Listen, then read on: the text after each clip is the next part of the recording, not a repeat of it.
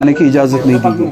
इसी तरह से पिछले साल या उससे एक साल पहले हाईवे पे ट्रकों को रोका गया था, जानबूझ के रोका गया था, और जब तक हमारे प्रोडक्ट सड़ ना जाए, हमारे मेवा वगैरह सड़ ना जाए, तब तक ट्रक्स को रोका गया था।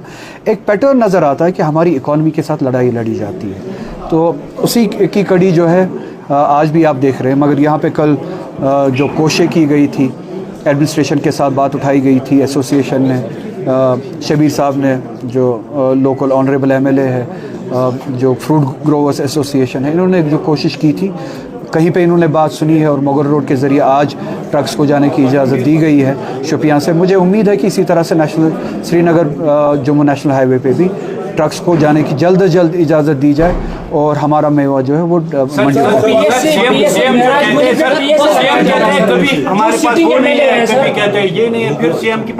अब सीएम से ही वो पूछे, मुझे नहीं पता। पीएसए लगाया दिया जा रहा है एमएलए होके, तो कौन सेफ है? अगर एमएलए पे पीएसए लगाया दिया जा रहा है तो आम लोग कहाँ? मैंने यही बात कही कि कोई सेफ नहीं है।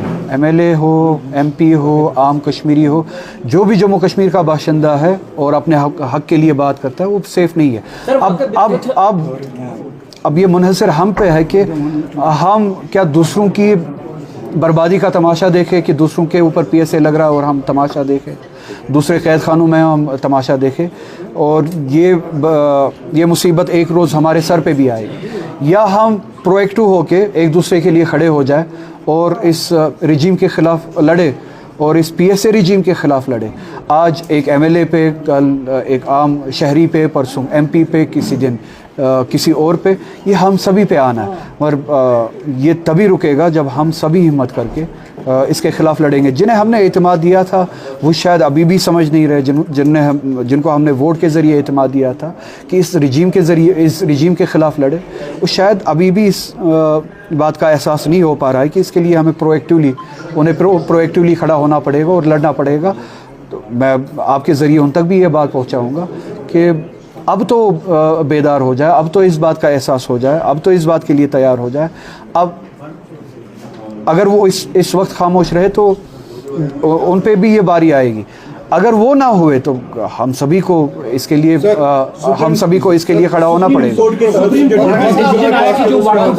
जो प्रॉपर्टी होगी वो डिस्प्यूटेड है, यानी उस पर किसी का हक नहीं होगा। दूसरा ये सवाल कि जो एम्बलम जो है तोड़ा गया दरगाह हजरतबल में, उस पर कई सारे एफआईआर भी लगे हैं, आपकी रिएक्शन क्या है? सुप्रीम कोर्ट और हमारे अदलिया से, जुडिशरी से इन जनरल यही गुजारिश है कि लॉ सब पे एप्लीकेबल होना चाहिए, एक ही पैमाने पे। हर किसी मज़हब पे एक ही तरह का लॉ जो है वो एप्लीकेबल होना चाहिए।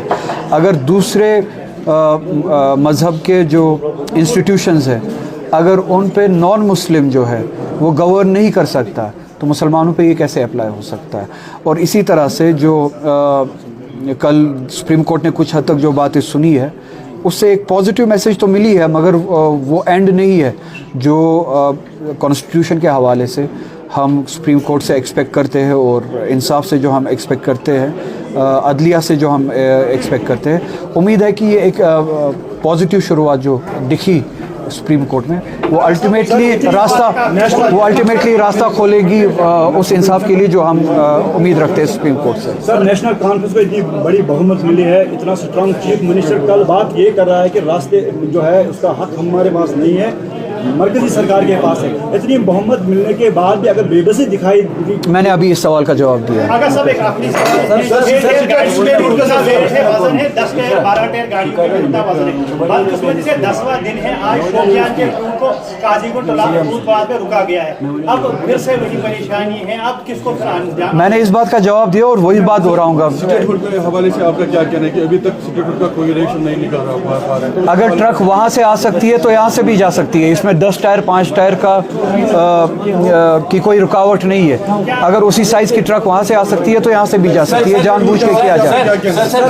सीएम ने वहाँ क्यों नहीं विजिट किया? अगर सड़क खराब है, सीएम के सवाल मुझसे क्यों पूछ रहे हैं आप सीएम से खुद पूछिए ना, उन्होंने वहाँ विजिट क्यों नहीं किया? फिर से वही सवाल आपने पूछा, मैं वही बात दोहराऊंगा। स्टेटहुड नहीं, हमने 370 और जो हमारे आईनी हुकूक है, जो कॉन्स्टिट्यूशन है हमने दिया था, हमें वोट मिला है उस लड़ाई के लिए, तो हमें वो लड़ाई लड़नी चाहिए। हम वो लड़ाई भी भूल चुके हैं और उसको हमने स्टेटहुड की लेवल तक लाया था, जिन्होंने भी लाया था, मैंने नहीं। ये कह के कि फ़िलहाल हम स्टेटहुड का इंतज़ार करेंगे और शायद वो आने वाला है, या स्टेटहुड की डिमांड करेंगे, शायद वो आने वाला है। मैंने तब भी यही बात कही थी कि कोई स्टेटहुड आने वाला नहीं है। ना आपको ये रिजीम, बीजेपी रिजीम स्टेटहुड के हवाले से एम्पावरमेंट देना चाहेगी, ना किसी और हवाले से एम्पावरमेंट।